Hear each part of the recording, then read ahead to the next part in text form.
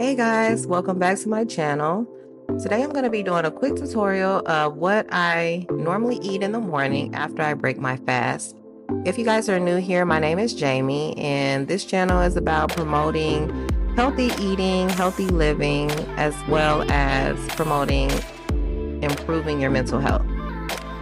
So this breakfast that I'm eating is going to be what I normally eat when I'm trying to make sure I watch the carb intake each morning.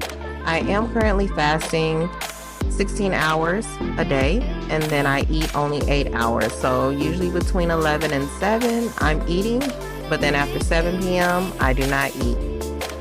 So this is just kind of what I throw together when I want to make sure I get enough protein, healthy fats, vegetables, and then the lowest carb fruit, which is not the lowest, but it's close. So if you guys are interested in seeing, please keep watching.